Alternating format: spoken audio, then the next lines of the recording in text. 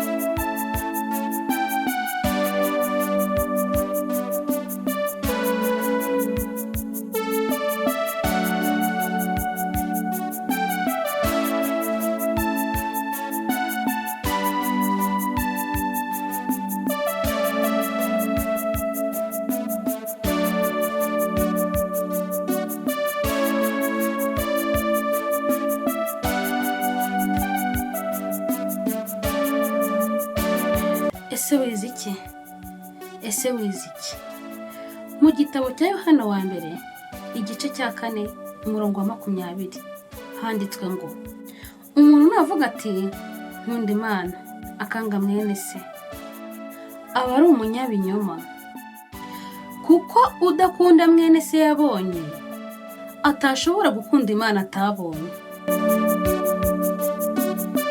Ese wavuga gute gusenga Imana wanga umuntu yaremye?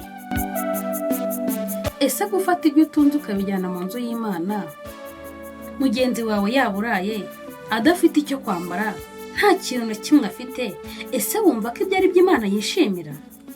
Muvandimwe, ituro rya mbere si riri ujyana aho usengera, ahubwo ituro rya mbere Imana yishimira ni riri utanga urimo gufasha umuntu ubabaye, ubabajwe n'ubuzima.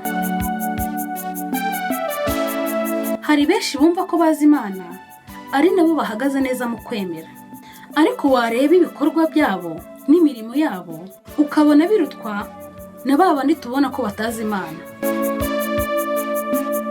Wa wundi wicara ugacira urubanza ngo ntasenga ariko akaba akora imirimo myiza, ashobora kuzabona ijuru, wowe wirirwa usenga amanywa n'ijoro ukazaribura, bitewe n'ibikorwa bibi ukora bidahesheje Imana icyubahiro. Umunyarwanda niwe wavuze ati,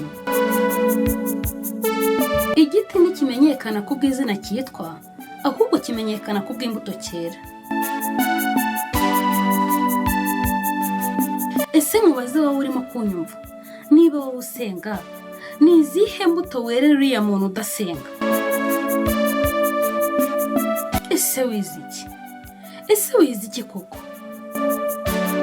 Ikiganiro Ese wize iki nakagaruka. Imana ibahe umugisha.